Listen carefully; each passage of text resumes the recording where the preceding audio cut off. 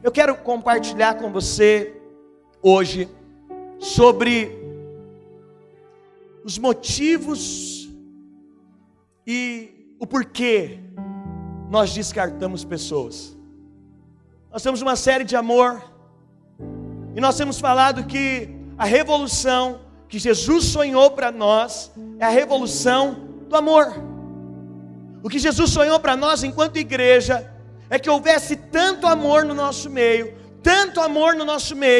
que o mundo olhasse para nós e reconhecesse que nós somos seguidores de Jesus. Eu quero te falar, nós queremos ser reconhecidos por muitas coisas nessa cidade, mas nós não reformamos a parte de fora, reformamos a parte de dentro, vamos chegar na parte de fora. Esses dias o irmão veio falar para mim que mexia com esse negócio de envidraçar a parte de fora. Eu falei, irmão, nosso sonho é envidraçar essa frente inteira. Mas tinha que mudar o banner. E falar, pastor, o que nós vamos colocar no banner? Eu falei, nós vamos colocar que nós somos a igreja que ama a cidade. Diga aleluia. É isso que nós vamos colocar, porque essa é a essência da igreja. A essência da igreja é o amor. Qual tipo de amor? Não é qualquer amor, é o amor ágape, é o amor sacrificial, é o amor que não depende do outro, é o amor que não é de toma lá da cá, não é amor, e não é aquele amor que é baseado no amor que eu amo aquelas pessoas que podem me dar alguma coisa, quem não pode eu não amo.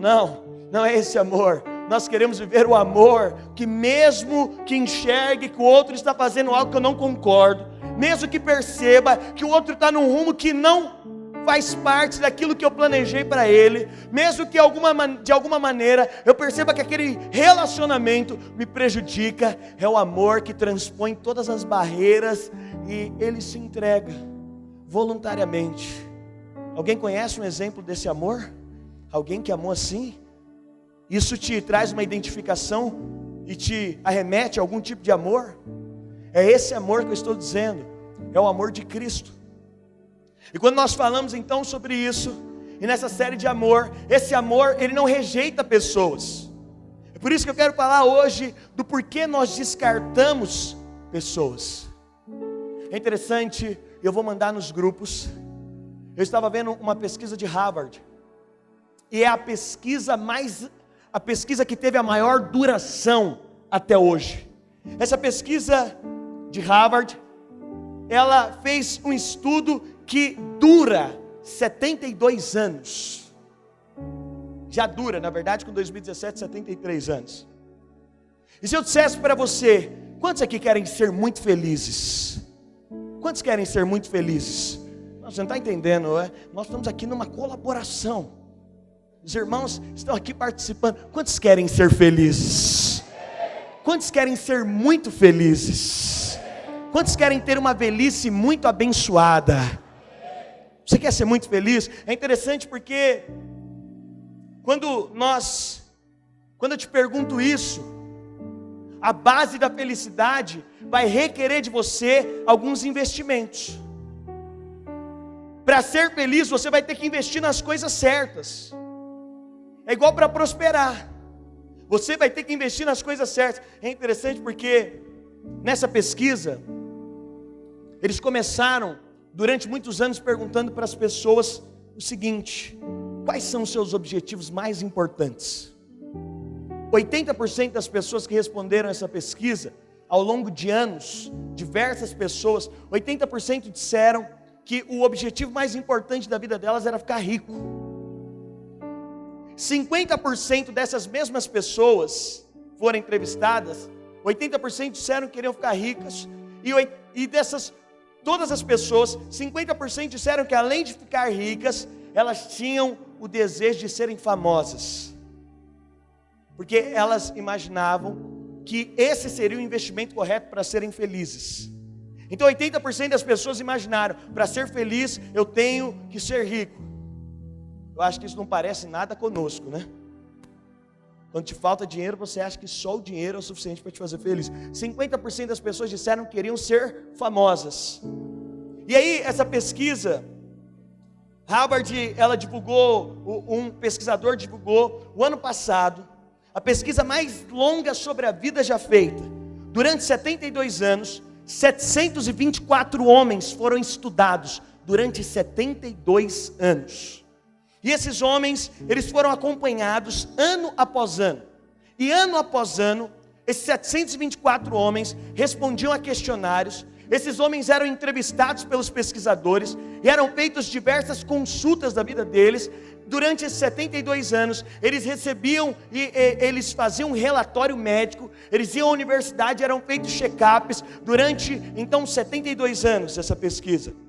Cerca de 60 desses 724 homens ainda estão vivos. Desses 724, ao final de 72 anos, 60 ainda estão vivos e passam dos 90 anos. A pesquisa nasceu em 1938 e ela está no quarto pesquisador, porque os outros 3 já morreram. Esses homens, quando eles começaram a ser entrevistados, há 72 anos atrás, eles eram adolescentes. E com o passar do tempo, a pesquisa foi avançando. Esses 724 homens, eles foram divididos em 2 classes. Metade dos entrevistados, desses 724, eram homens estudados, homens de Harvard. E metade desses homens eram os homens de periferia, de famílias pobres e humildes. Então esses 724 homens foram estudados e alguns se tornaram alcoólatras, outros poucos desenvolveram esquizofrenia, alguns saíram do fundo do poço e chegaram ao topo desses 724, muitos se tornaram médicos, juízes, advogados, e um desses 724 se tornou o presidente dos Estados Unidos. Então a pesquisa mostrou que alguns homens saíram do nada e chegaram ao topo, mas ela mostrou também o inverso. Alguns homens saíram do topo e chegaram ao nada. É interessante, porque o que essa pesquisa aprendeu? Estudando 72 anos a vida desses homens, 60 ainda estão vivos. Então o ano passado, o pesquisador, o quarto pesquisador, entendeu que deveria trazer à sociedade o que essa pesquisa aprendeu. Esses 724 homens foram estudados em tudo. Eles têm relatório de tudo da vida desses homens, conversas deles com as esposas, eles têm tudo, eles foram milimetricamente acompanhados. E o ano passado então, veio a público, você pode procurar no YouTube, o que o pesquisador dizendo, o que essa pesquisa aprendeu. E sabe o que a pesquisa aprendeu? Depois de dezenas de anos, pesquisando tantas pessoas, as lições que essa pesquisa aprendeu, não foram sobre riqueza, fama ou trabalhar mais e mais. Essa pesquisa entendeu que a felicidade desses homens, sendo estudados 72 anos, ela não estava relacionada com riqueza, com fama e com conforto. A mensagem que os pesquisadores dizem ter tirado do estudo é essa. Olha o que eles tiraram desse estudo: bons relacionamentos nos mantêm mais felizes e saudáveis. Estudando então, durante 72 anos esses homens, chegou-se então ao consenso que o que torna a vida feliz e saudável são bons relacionamentos. Interessante porque esse estudo, ele apontou 3 grandes lições sobre relacionamentos. A primeira, conexões sociais são muito boas para nós. A solidão mata. Diga, solidão mata. Nós estamos falando nessa série sobre amor, e hoje eu quero falar para você sobre o porquê nós descartamos pessoas. E essa pesquisa descobriu que se você quiser ser feliz, quantos querem ser felizes? Diga aleluia. Uma chave para você ser feliz não é investir em dinheiro, não é ter muitas casas, não é ter muitos carros, não é ter uma conta bancária gorda. Ao final de 72 anos, essa pesquisa percebeu que bons relacionamentos é o que te mantém feliz e saudável.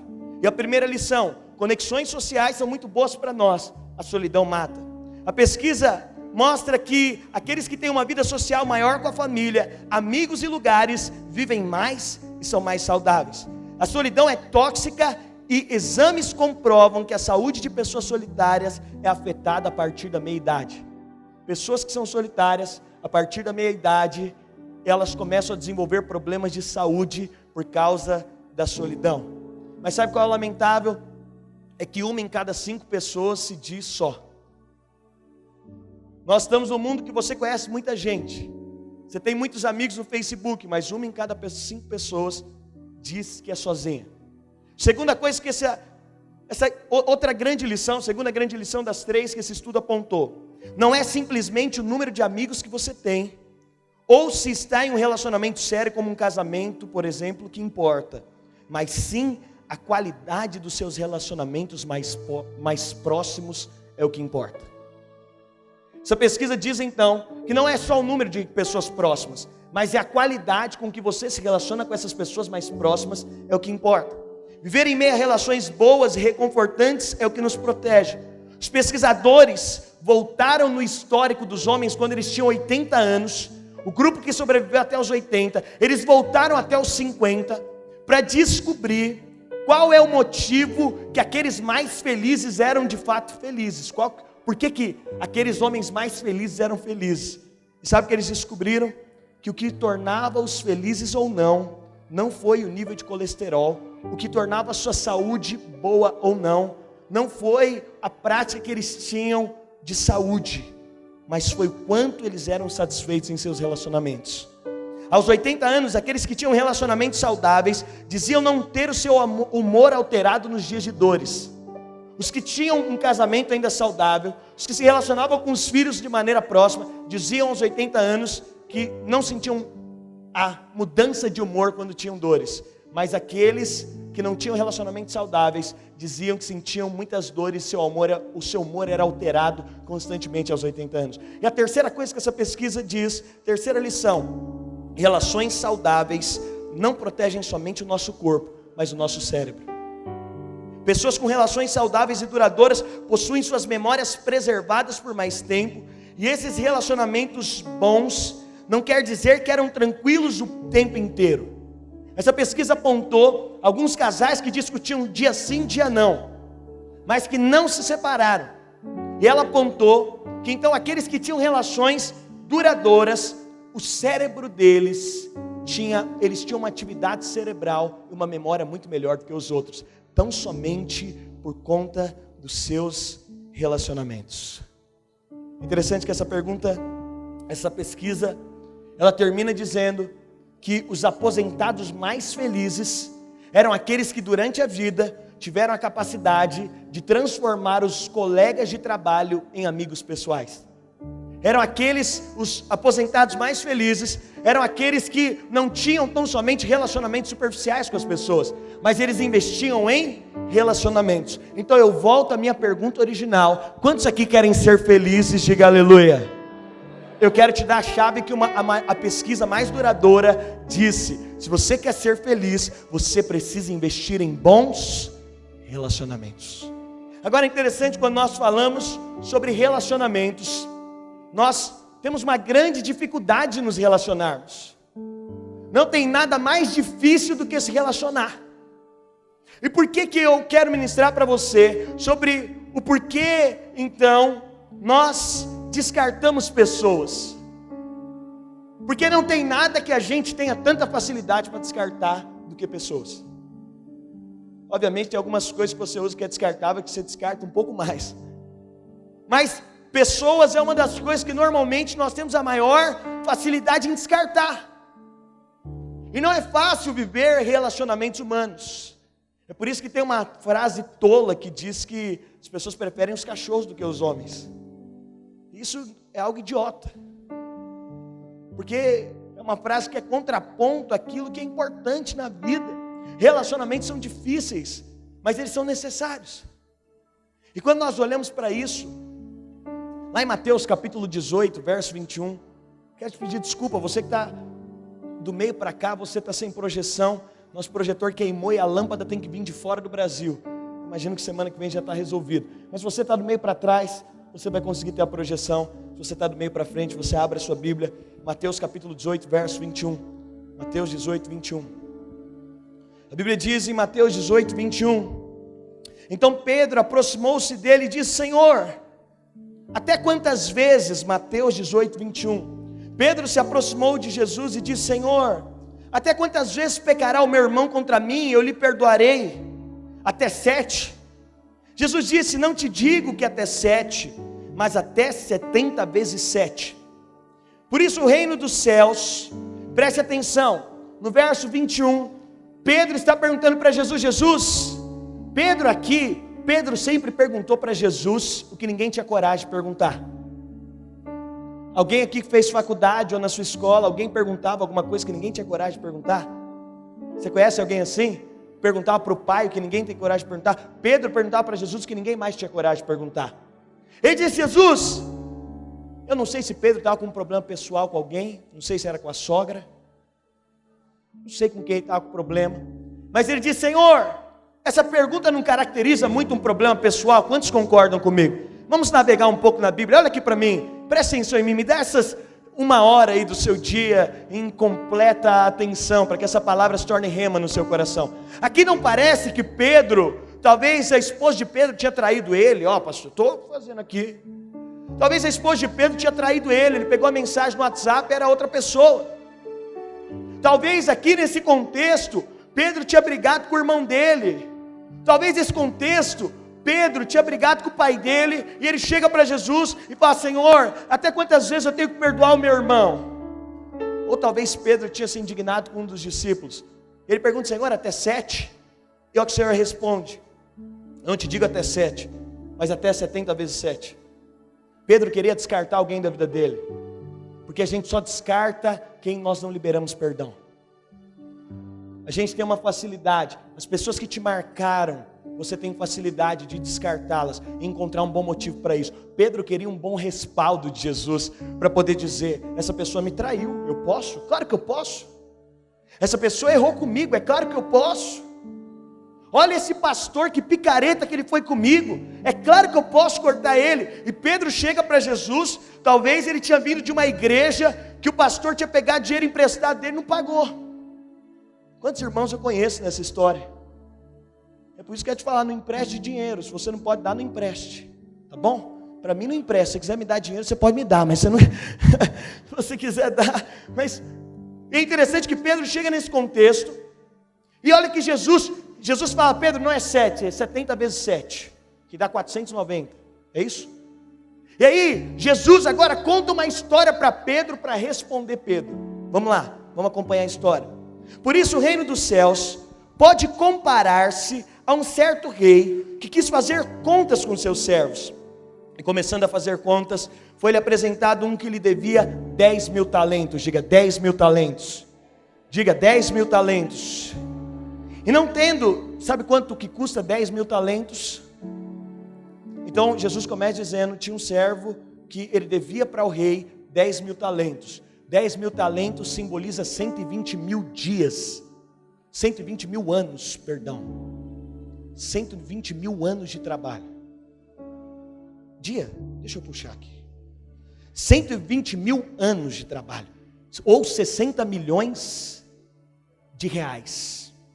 Então, trazendo para o dia, nós estamos falando de 120 mil. E trazendo para dinheiro, nós estamos falando de 60 milhões. E aí, ele diz: olha, um servo estava devendo 10.000 talentos para o rei, e não tendo ele com que pagar, o seu senhor mandou que ele, e sua mulher e seus filhos fossem vendidos, com tudo quanto tinha, para que a dívida se lhe pagasse. Então aquele servo, prostrando-se, o reverenciava, dizendo: Senhor, seja generoso para comigo, e tudo te pagarei.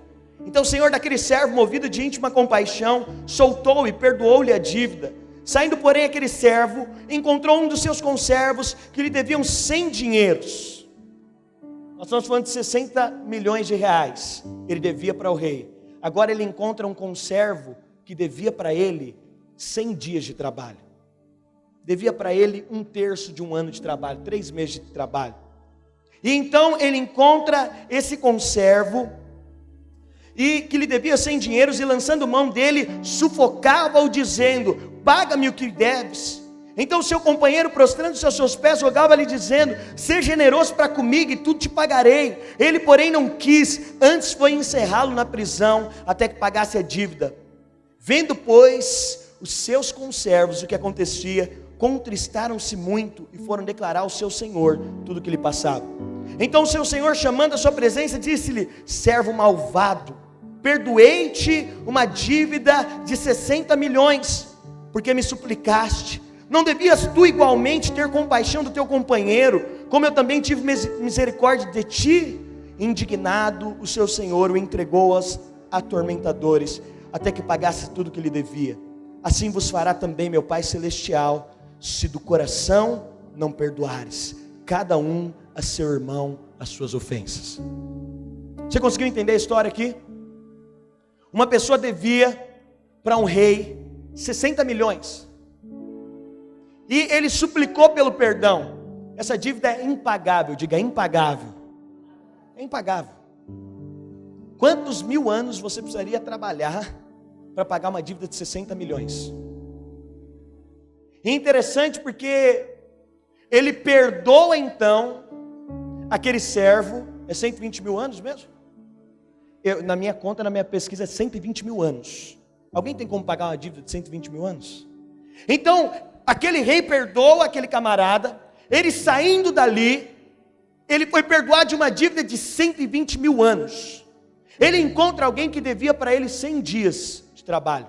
O que ele diz para aquele camarada? Ele começa a sufocar ele e diz: paga a minha dívida.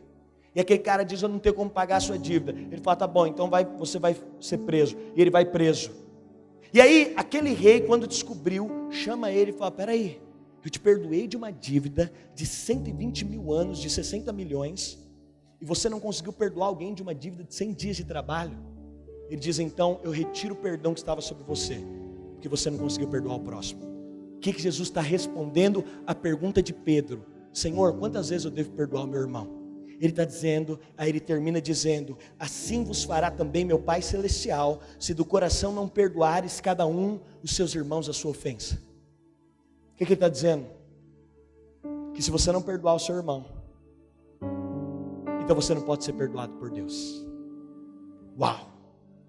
Agora, pastor, como é que eu vou ter vínculos sadios? Como que eu vou amar os meus inimigos? Como eu vou amar aquelas pessoas que comeram na minha mesa e me traíram?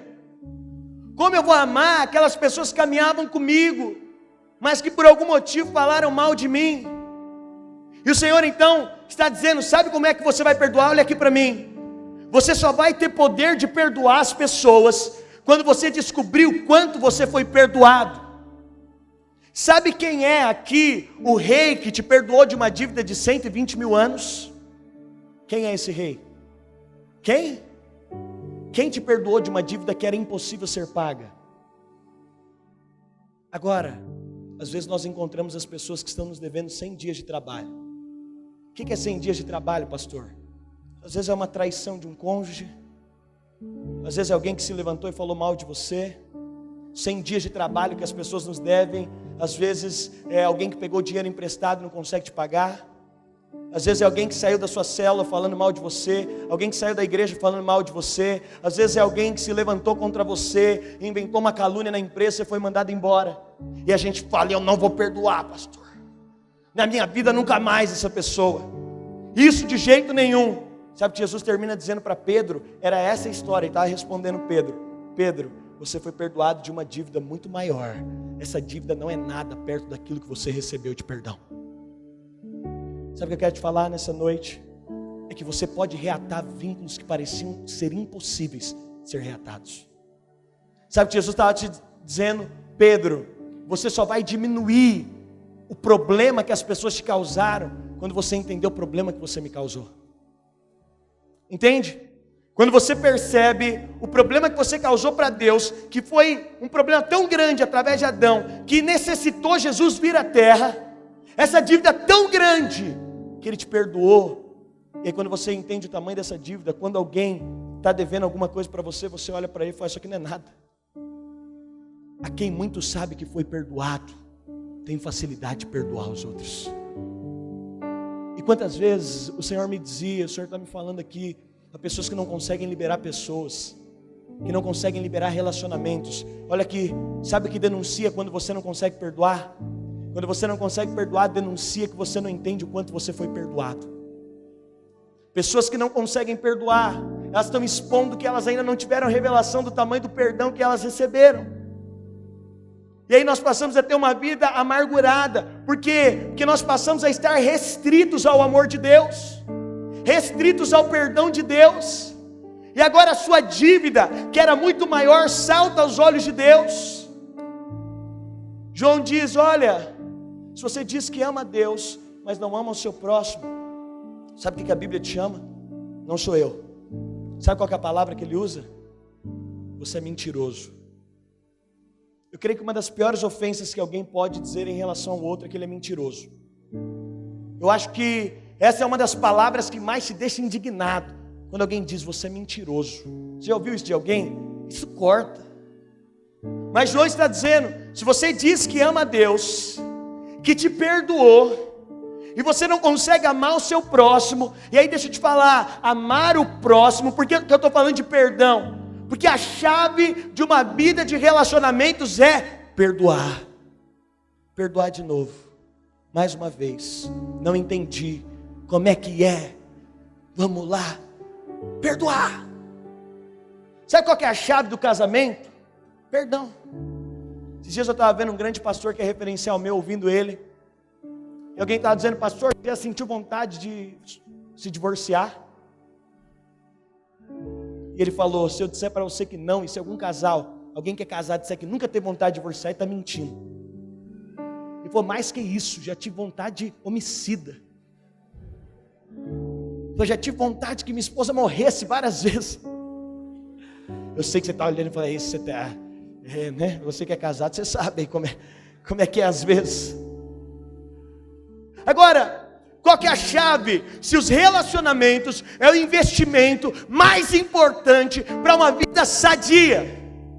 É interessante porque eu me deparei com essa pesquisa e ela disse que não interessava quantas pessoas tinham de dinheiro. Não é isso que vai validar a sua felicidade, mas é a capacidade que você tem de ter relacionamentos duradouros. É por isso que é interessante, irmãos. Nós estamos na era onde tem maiores divórcios da história. Quantos por cento se separa nos 3 primeiros anos, pastor Gustavo? 50% até 15 anos já está separado. Agora eu fico pensando, eu acho que o relacionamento mais importante para a sociedade é do casamento. É aquele que se você romper é um desgaste, todo mundo fica sabendo. Esse é o relacionamento que você mais tem que calcular. Quantos concordam comigo? O divórcio é o relacionamento que você mais tem que calcular, porque ele gera uma série de coisas, filhos, bens, partilha, é uma série de coisas. Agora, se nós temos tido cada vez mais coragem de divorciar, eu te digo, o que dirá se fosse fazer uma pesquisa do número de pessoas que romperam relacionamentos de amizades? Eu fiquei pensando, e se nós formos fazer uma pesquisa do número de pessoas que mudaram de igreja? Eu vou te falar, é muito maior. Agora é interessante porque a gente não está preparado para perdoar. Hoje eu estava aqui, eu falei para uma pessoa, você precisa de perdoar tal pessoa. E ela falou para mim, eu não tenho problema com essa pessoa, eu tenho problema com o jeito dela. É mesmo? Você sabe que um pastor, uma vez ele estava pregando, pastor, ainda põe uma aguinha para mim, que a boca está ficando seca. Ele estava pregando, e ele disse assim, todos nós temos problema com alguém, todos nós temos que liberar perdão para alguém. Quem aqui não tem que liberar perdão para ninguém? Todo mundo de mão abaixada. Aí uma senhorinha, 95 anos, levantou a mão. Estava com a cuidadora, uma enfermeira que acompanhava lá na igreja. Ele disse, quem não precisa de perdoar ninguém de novo? Ela levantou a mão. Ele falou, então nem vou pregar nessa noite. Senhora, Dona Marlene, era o nome dela, sobe aqui, diga para nós como é que é viver sem ter nenhum inimigo, sem ter ninguém que te traz problema, inimigo entre duas aspas, né? Sem ter ninguém que você precisa de perdoar. Nos explica como é que você não precisa de perdoar ninguém. Ela subiu, tremendo, pegou o microfone com a ajudadora. Ela falou, não tem que perdoar ninguém, porque todos esses miseráveis já morreram antes de mim. Então não há ninguém. Se você se relaciona com alguém, você vai ter que perdoar. Se você vai em qualquer lugar, olha aqui, nós não somos a igreja bonitinha, certinha, fofinha, você entra de domingo, tá a cadeira alinhadinha, você vai embora para sua casa, ai que bacana, eu entrei lá, a palavra foi, não é isso que a gente quer. Não é. Nós somos a igreja de uns aos outros. Nós somos a igreja que o pastor sai para comer com você e está com alface no dente, você olhando, meu Deus, pastor com alface no dente. Fiquei escandalizado. Nós somos a igreja de casa. Mas é interessante, sabe por quê? Porque é a única maneira, e quando nós olhamos para a Bíblia, todas as menções de igreja na Bíblia, elas estão falando, vocês são edifício de Deus.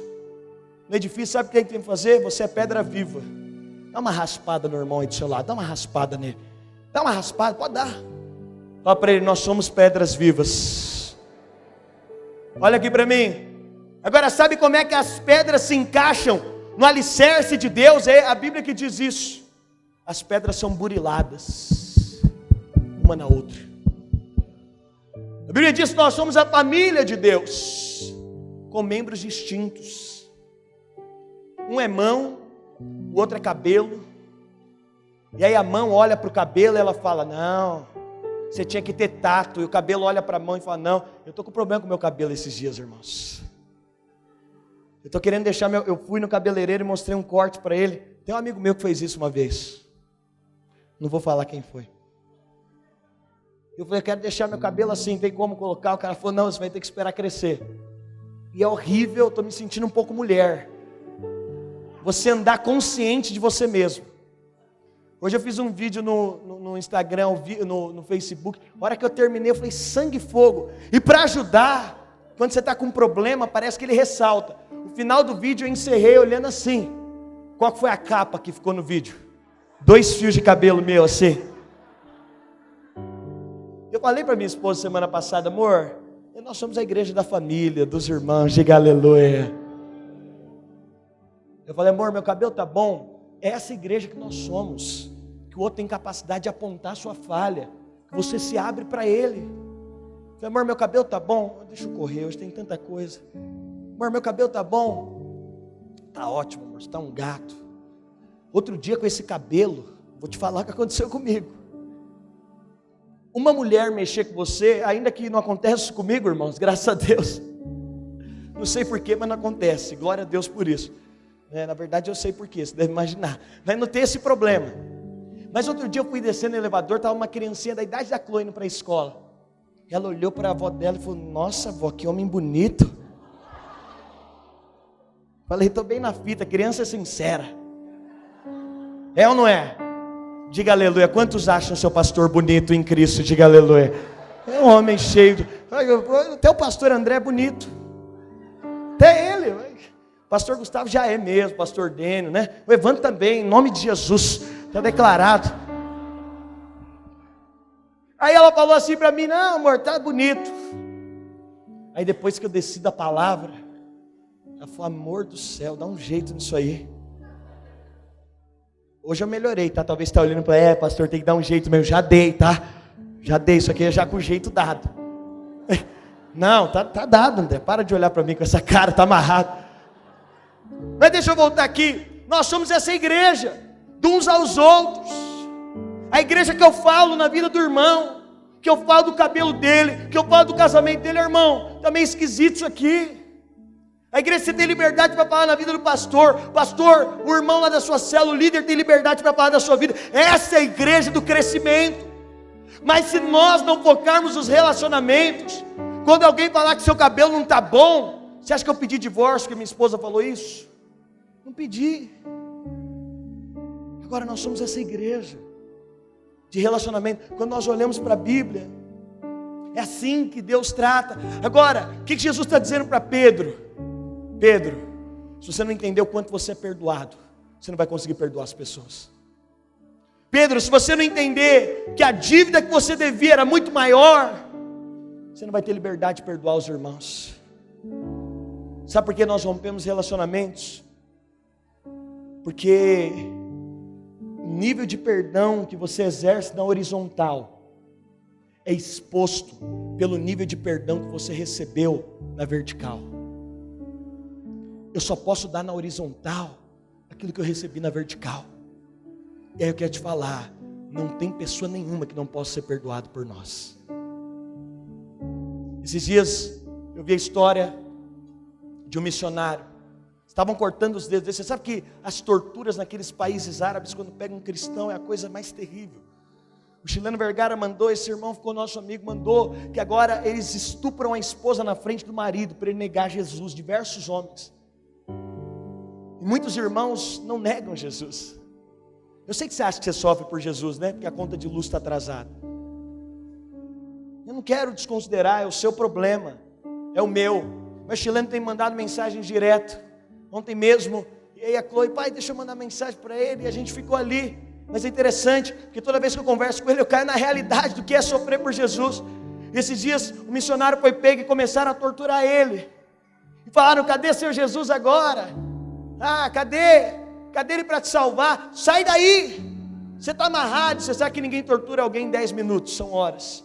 Você está amarrado, sai daí. Cadê o poder que você fala que tem? Sai daí!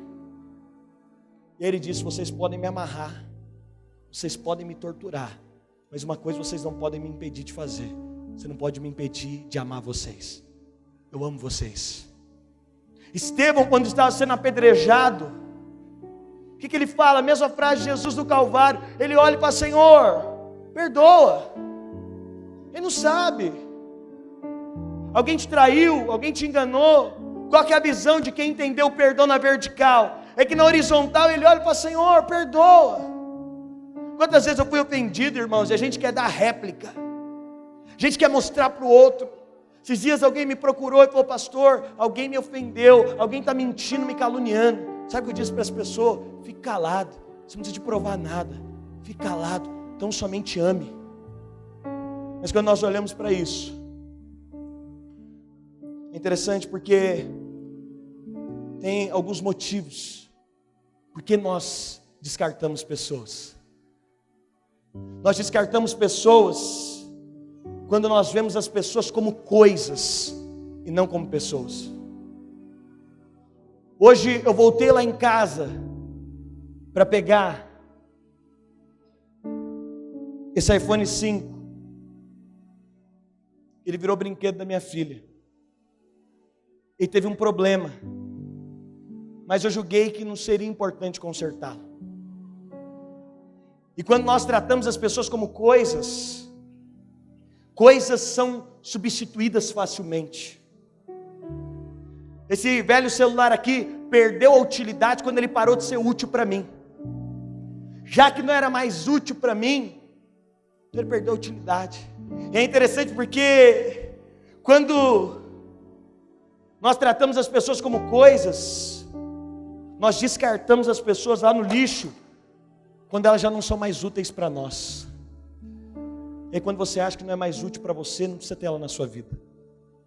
Nós descartamos as pessoas quando nós olhamos e falamos, não, saiu um modelo mais atualizado. Eu substituí o meu celular por um celular mais novo, que eu descartei. Agora é interessante, eu estou jogando um iPhone ali. Talvez você demorou mais tempo com o seu iPhone no bolso do que com determinados relacionamentos na sua vida. Agora, quando nós olhamos as pessoas como coisas, se não serve mais para mim, é inútil. Se essa igreja já não está mais agradável para mim, é inútil. Se esse irmão já não me agrada mais a presença dele, para que eu vou ficar insistindo? Para que eu vou levar para o concerto? Quem já levou um iPhone para o concerto sabe, não é barato. Consertar pessoas é mais caro do que consertar iPhones.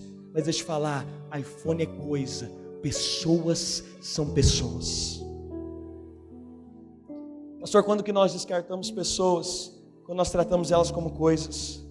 Quando nós não damos a elas a oportunidade de consertar os seus erros. Eu não dei a esse celular a oportunidade de consertar. Diante do problema, eu descartei ele.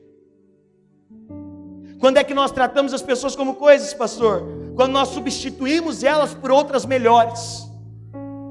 Você viu como a gente tem uma tendência de fugas de relacionamentos? E aí nós encontramos pessoas melhores, porque na verdade, você acha que os relacionamentos que estão na sua vida são para te servir, mas não há menção nenhuma na Bíblia dizendo, seja servido pelos outros. Não, Na Bíblia sempre a menção. Não tem menção, seja amado, só de Deus.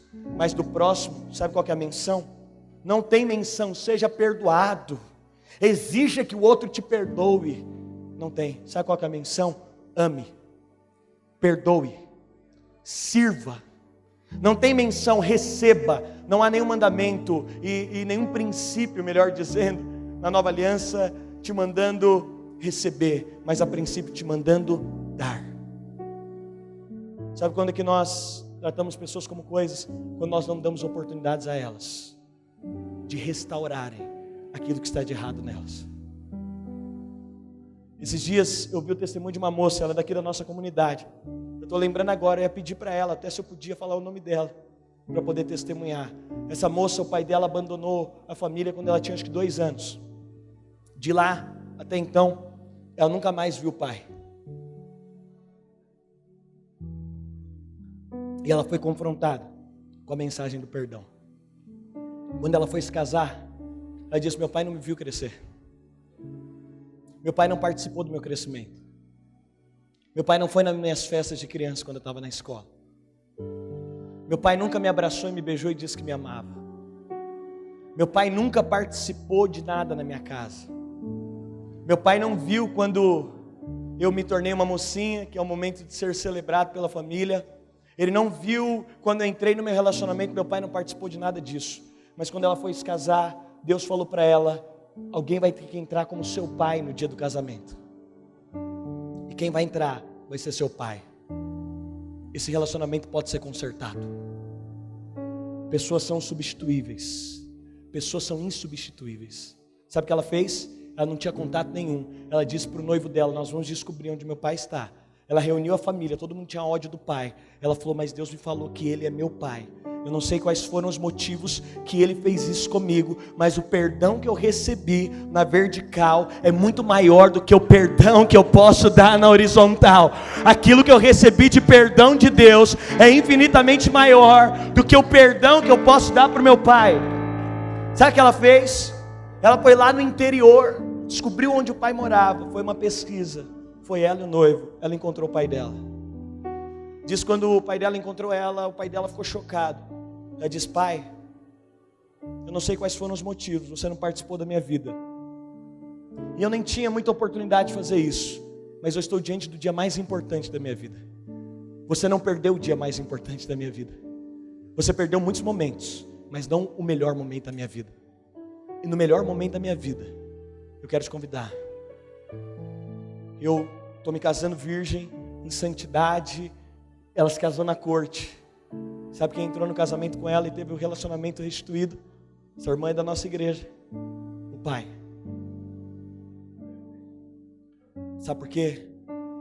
Nós podemos trazer de volta e consertar relacionamentos quando você mostra para as pessoas que a ofensa que elas fizeram para você é muito pequena, perto do perdão que você já recebeu. Por isso, nessa série eu quero te convidar, se você perdeu contato com seus pais, a ligar. Eu quero te convidar, talvez você está separado e há chance ainda de você reconciliar. Eu quero te convidar, talvez você está aqui me ouvindo e não conhece a sua história. Talvez você tenha um caso na família de alguém que você parou de falar e que você cortou os vínculos. Eu quero te dizer, quando você percebe esse nível de perdão, talvez até aqui dentro da nossa própria igreja tem alguém que você fala: não suporta, não olha na cara. Talvez você saiu de algum lugar nesse espírito. Eu quero te convidar nesses dias a você ter esse coração. Quando nós tratamos as pessoas como coisas, pastor, quando nós substituímos elas por outras melhores. Meu celular era um modelo antigo já. É fácil substituí-lo. É só ir numa loja, eu encontro o mais bonito, o mais moderno. A câmera é melhor, a internet é melhor, é mais tecnológico. Mas quero te falar, é um risco sempre nós substituirmos pessoas por outras melhores.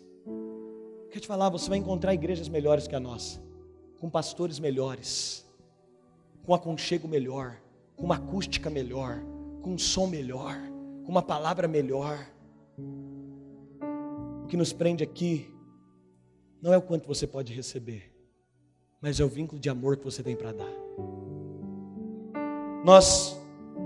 É interessante porque esses dias eu ouvi uma frase que tem tudo a ver. Seu caráter é medido da maneira pela qual você trata as pessoas que não têm nada para te dar.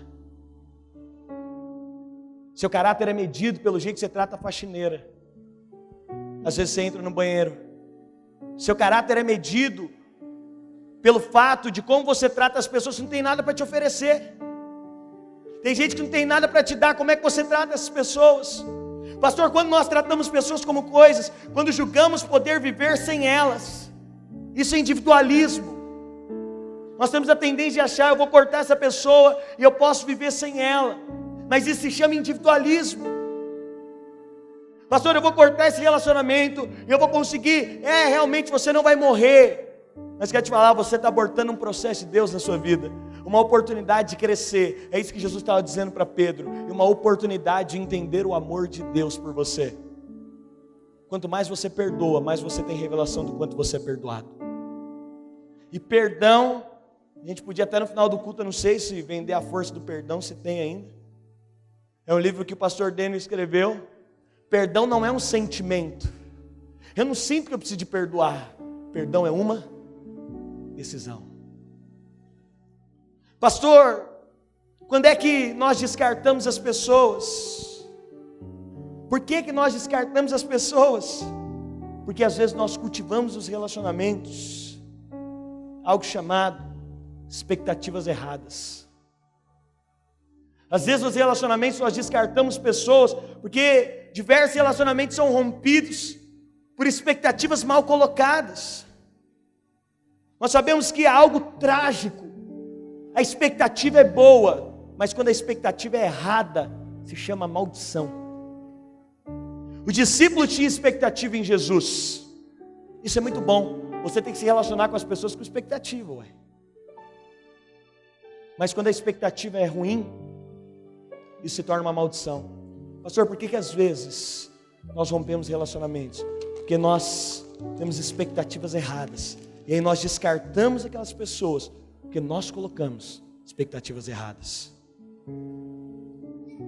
Judas, ele tinha o melhor líder, mas sua expectativa virou maldição, porque ela era errada. Quando é que nós cultivamos expectativas erradas? Quando nós queremos mudar o outro. Já viu essa coisa? Não acontece no seu casamento, só no meu às vezes. Você acha que a sua esposa tem que ser desse jeito, que ela tem que acordar nesse horário, que ela tem que ter essa personalidade, mas você tem o seu jeito, a sua personalidade. E aí, quando é que nós então descartamos relacionamentos? É quando eu coloco a expectativa no outro, de que ele seja o que eu quero que ele seja, e não aquilo que ele é. E aí toda vez que eu olho para o outro eu fico incomodado, porque eu quero colocar nele uma outra figura que eu criei. E aí daqui a pouco o relacionamento fica desgastado. Eu lembro, meu primeiro ano de casado foi assim, complexo. Porque eu queria que a minha esposa fosse algo que ela não é.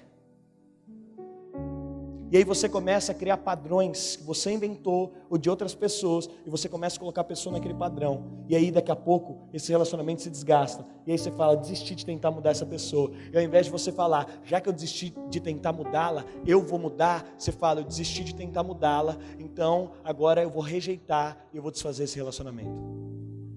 Pastor, quando nós cultivamos expectativas erradas, quando nós exigimos do outro que ele não pode dar. Albert Einstein tem uma frase que me marca, falando de exigir do outro algo que ele não pode dar. Albert Einstein disse, todo mundo é um gênio, mas se você julgar um peixe por sua capacidade de subir em uma árvore, ele vai gastar toda a sua vida acreditando que ele é um estúpido. Pastor, quando é então que nós cultivamos expectativas erradas? É quando nós olhamos para o outro que é um peixe, e nós queremos que ele suba na árvore, e nós fazemos ele se sentir um estúpido. Isso tem o poder de quebrar relacionamentos, desgasta relacionamentos. Pastor, quando é que nós cultivamos expectativas erradas e rompemos relacionamentos? Quando nos falta transparência. Eu sento com várias pessoas que foram embora de um lugar. Eu pergunto, você falou para o pastor o que te chateava? Não, nunca falei. Eu conheço pessoas que se divorciaram e não falaram para o outro qual foi o motivo. Quando é então, pastor, que nós cultivamos expectativas erradas, quando nós não conseguimos ser transparentes. Quer te falar, existe algo poderoso para os relacionamentos, é transparência. Outro dia nós fomos pregar numa igreja, e a Esther atendeu uma mulher que ficou casada há mais de 40 anos, tendo vida sexual, sem ter sequer um orgasmo durante 40 anos. Você acha que ela foi feliz? Porque talvez ela não encontrou no outro oportunidade de ser transparente, ou ela não foi transparente. Mas quantas vezes nós rompemos relacionamentos porque nós não temos a maturidade de olhar no olho do outro e ser transparente. Nós criamos falsas expectativas no outro e não temos a capacidade de sentar e falar: olha, é isso que eu espero de você, isso está fora, é assim que eu olho. Pastor, por que nós rompemos relacionamentos? Porque algumas pessoas nos obrigam a crescer. Algumas igrejas te obrigam a crescer. Alguns irmãos te desafiam a crescer. Estar com eles obrigatoriamente é uma oportunidade de crescer. Essa semana, uma irmã veio falar para mim e falou: pastor, você está falando sobre amor, e agora eu fico com tanto medo de confrontar as pessoas. Eu fico com tanto medo de falar a verdade para as pessoas, porque um dia eu falei uma verdade para uma pessoa e ela foi embora da minha vida. Eu falei para ela: a chave não está em não confrontar. Porque quem é mais antigo aqui sabe uma frase célebre do meu pai: confrontar é... Me ajuda quem conhece. Confrontar é... Diga, confrontar é amar. Mas nós rompemos alguns vínculos porque eles nos obrigam a crescer. E aí nós pegamos as pessoas que seriam um canal de crescimento da nossa vida e nós descartamos elas. Eu falei para essa irmã: a chave não está em parar de confrontar as pessoas, porque confrontar é amar. Mas a chave está em saber como confrontar em amor. Eu estava dizendo para os irmãos esses dias: eu, Dênio, na autoridade da minha consciência, eu não me sinto bem de bater fisicamente na minha filha. Eu conheço alguns pais que também não se sentem bem, ainda que seja bíblico, e eu possa fazer. Eu conheço alguns pais que não se sentem bem fazer, mas porque não batem fisicamente, não corrigem seus filhos, e crescem crianças desequilibradas. A chave não está em eu não disciplinar, mas eu encontrar uma maneira que eu disciplino e que eu sinto que ela recebeu e que ela receba. Eu percebo que ela recebe mais o castigo do que a própria vara. E às vezes eu posso deixar a vara para minha esposa. Eu falei para essa irmã: a chave não está em não confrontar. Amar não é falar tudo que o outro quer ouvir. Amar é falar de uma maneira que ele entende que ele é amado. Quantos aqui querem crescer espiritualmente? Diga amém. Quantos querem avançar? Diga amém. Eu te falo, sabia que para isso acontecer você vai ter que ser confrontado? Mas confronto não é essa coisa esquisita que você acha que é, não. Confronto é amor. Mas às vezes alguém vai ter que olhar no seu olho e falar quem você é. Tem coisa que eu não enxergo em mim. Tem partes aqui em mim que você está vendo, eu não estou vendo. Meu ombro, por exemplo. Às vezes alguém vai ter que falar: ó, tem um negócio aí no seu ombro, está sujo. Sabe que tem gente que nunca cresceu? Porque nunca se abriu para relacionamentos que fazem ele crescer. Esses dias Deus falou para mim: escreve o nome de 5 pessoas. Saiu uma pesquisa dizendo que você é parecido com as 5 pessoas mais próximas de você. Deus falou: escreve o nome de 5 pessoas. Você vai ter que se aproximar delas. Elas são mais maduras que você, elas são mais experientes que você. E você tem que ter o coração aberto constantemente para ser confrontado em amor por elas.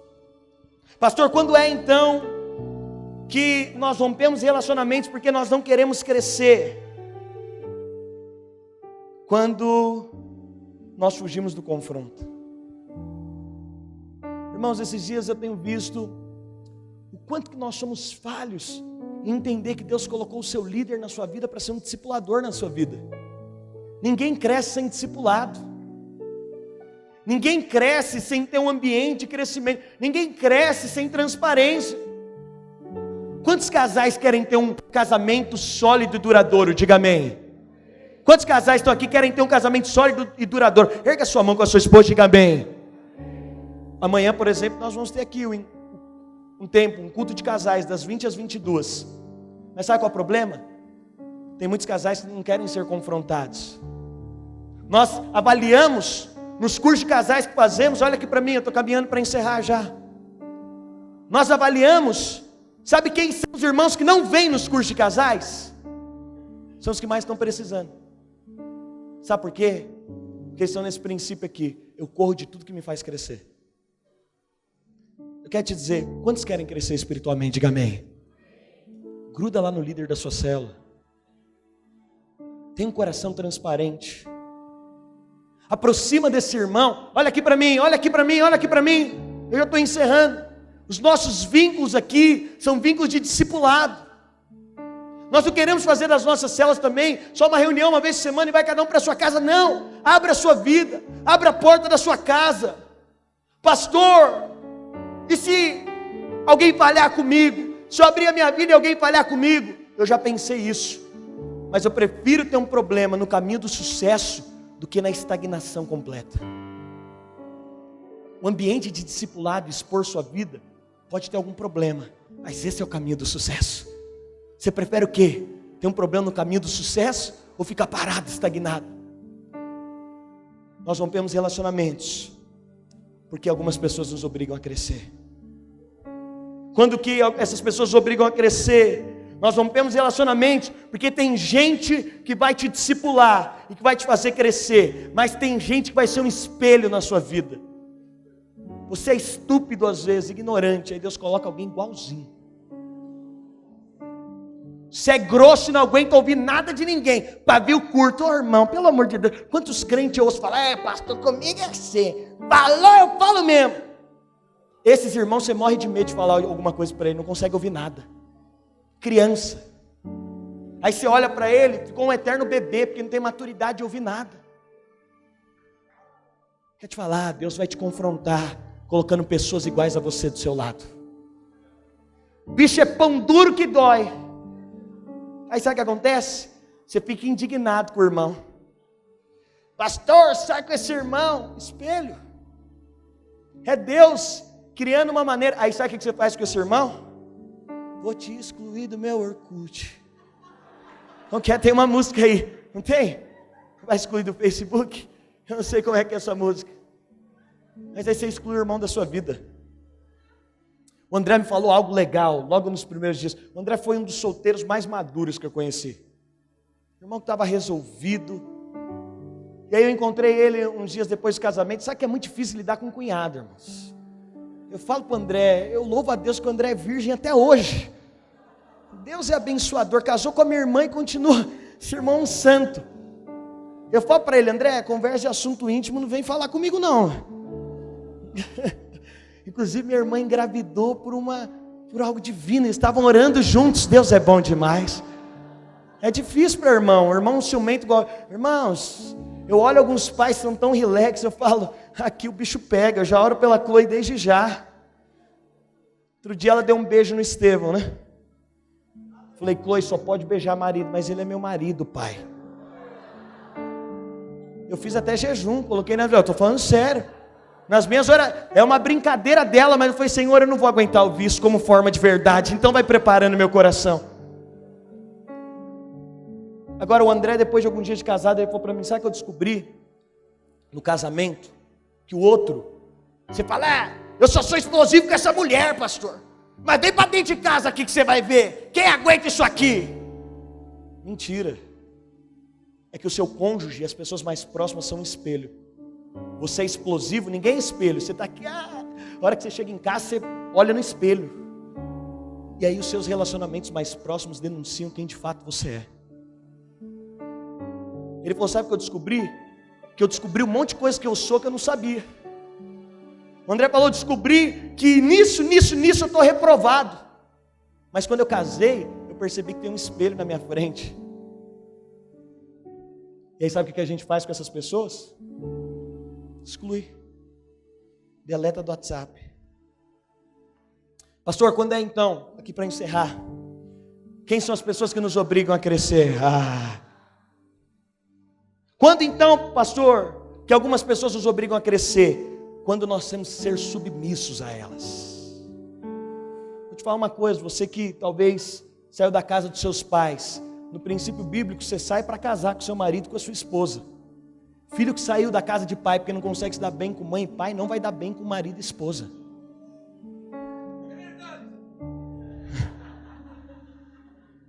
Eu sinto de te dizer isso.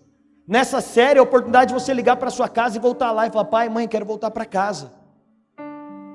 Porque se você não deu... A minha mãe sempre dizia isso para mim: filho, você acha que eu pego no seu pé? Você acha que eu te cobro? Você acha que eu te ligo? Espera até você casar. Ela olhava com aquele olhar de mãe, sabe? De condenação. Eu casei, meu irmão. Minha esposa é assim, eu ligo, ela nunca atende. Hoje eu tentei ligar para ela o dia inteiro. Se ela me ligar 2 vezes e eu não atender, não, aí ela manda mensagem para todos os irmãos no grupo da igreja. Aí começa um monte de irmão me ligar: pastor, tá tudo bem? Tá, irmão, porque não? Sua esposa me ligou aqui, disse que colocou no grupo que você tinha sumido, cadê? Mas quero te falar, olha aqui, nós estamos caminhando para encerrar. Obrigado, mas nós vamos encerrar mesmo. Se eu passo das 9 horas, você vai dizer que tem uma igreja melhor, que o culto acaba mais cedo. Você vê como a gente tem problema? Não é verdade? Eu estou aqui falando tanto, mas se eu passar das 9, se eu não chegar a tempo de ver pelo menos metade do Fantástico, esse pastor não presta. Porque é assim, relacionamento é assim. Se você vem e fica alegre, você vai falar: essa igreja aí, ó, tá vendo? Todo mundo entra, dá risada. Que palavra é essa? Mas você é confrontado: não, pelo amor de Deus, a igreja... Mas, cuidado, tem relacionamentos que vão exigir de você submissão. O que é submissão, pastor? É quando eu tenho que obedecer. Diga: submissão é obedecer sem querer obedecer. Não, fala de novo, diga: submissão é obedecer sem querer obedecer.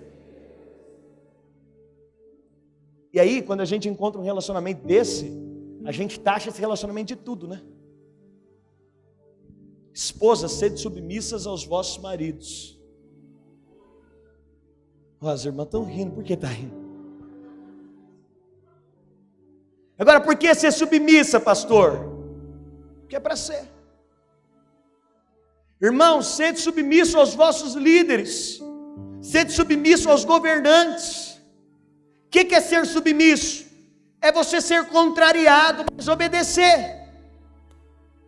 Eu fico imaginando alguns irmãos aqui da igreja, até líderes, que eu sei que se eu contrariar, vai embora. Se eu falar alguma coisa que ele não quer ouvir, ele vai me deixar. Eu sei, se em algum momento eu falar para ele: irmão, não faz isso, que não é para fazer, porque não tem espírito da submissão. Mas quero te falar, sabe qual é a principal característica de Jesus? Aprendei de mim, que sou manso e humilde, sou submisso. Quantos aqui acham que as promessas de Deus, alguns aqui, que às vezes está demorando, essa semana eu achei, eu vou até pregar para você sobre os atrasos de Deus. Por que Deus está demorando? Quantos acham que tem algumas promessas que às vezes está demorando? E a gente quer dar um jeito para cumprir ela. Olha aqui para mim, sabe quantos anos Jesus demorou para que a promessa se cumprisse na vida dele, Evandro? 30 anos sendo submisso. Nós às vezes rompemos relacionamentos porque nós não queremos crescer. E aí, quando nós temos a oportunidade de ser submisso, sabe o que você faz? Sabe o que é, pastor? Tem uma igreja mais perto da minha casa.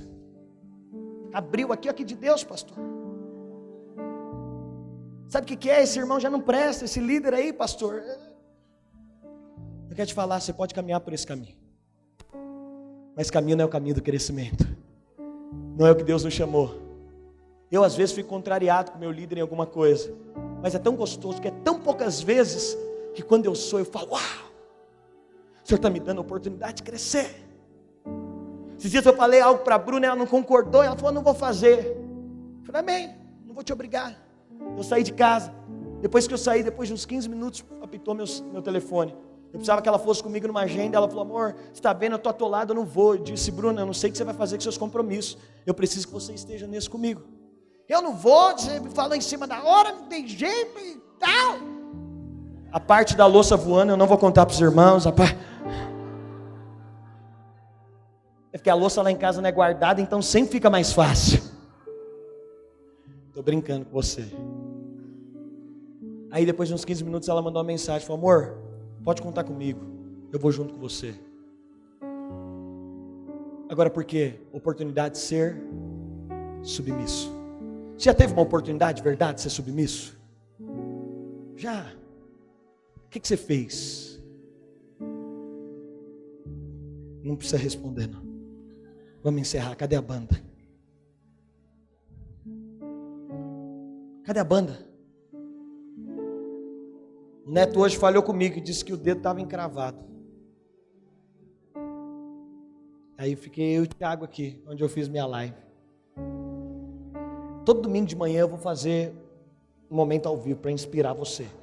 Se quiser vir comigo também das 9 às 10, se quiser vir na oração da madrugada também, não cobra nada para entrar aqui sexta-feira de madrugada, sabia, irmãos? É verdade. Ninguém fica na porta cobrando.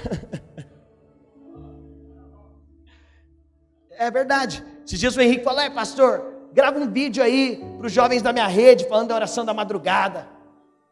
Eu gravei, nem ele veio.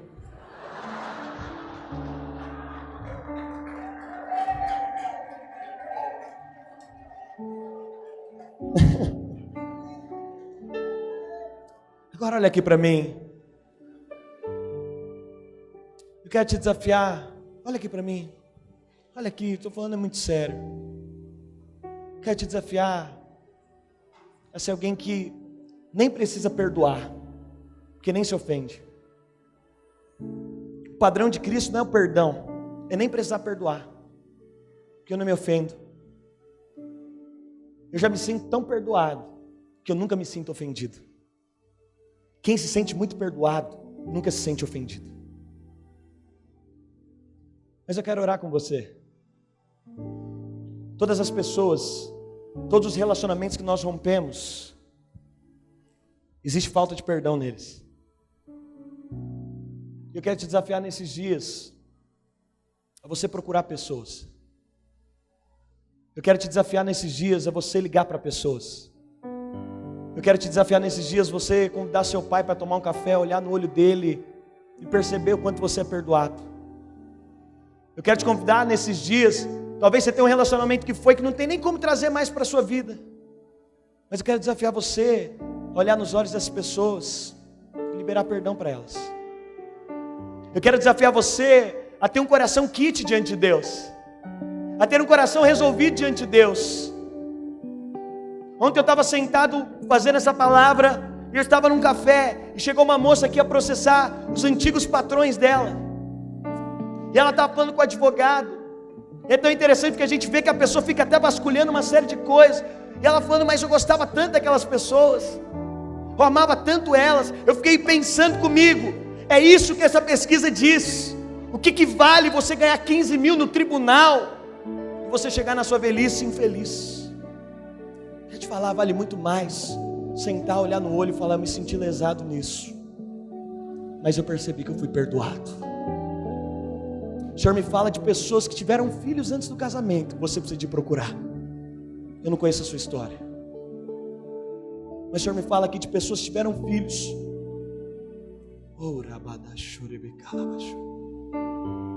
Esses dias eu conversei com um casal, que a esposa não deixava ele manter contato com um filho que ele teve, lá quando ele era jovem. O Senhor me fala de pessoas aqui, essas crianças também têm o direito de ter um pai, e quando você liberar perdão de fato, você vai se sentir curado. Pastor, eu estou preso lá na ferida do meu pai, nem vivo ele é. Eu quero te falar, nenhuma ofensa é maior que aquela que nós praticamos para ele. Pastor, tem alguém aqui dentro da igreja que eu não estou bem, que o relacionamento entrou em constrangimento. Libera. Nós somos essa grande família de Deus. Quantos topam esse desafio nesses dias? Diga aleluia. De liberar pessoas, de liberar perdão, de falar: Senhor, eu quero ser alguém que não vou quebrar vínculos. Olha aqui, irmão, sabe qual que é o meu sonho como igreja? Eu tenho um sonho de conquistar essa cidade, mas antes disso, eu tenho um sonho de ver os filhos dos irmãos crescendo. Eu tenho um sonho de não perder ninguém nessa igreja. Eu tenho um sonho de ver os anos passando os problemas se manifestando, porque sempre vão se manifestar, mas eu tenho um sonho de ver que a cada problema você rompeu, você venceu, você conseguiu levar, você conseguiu administrar, e estamos aqui. Quantos têm esse sonho comigo? Diga aleluia.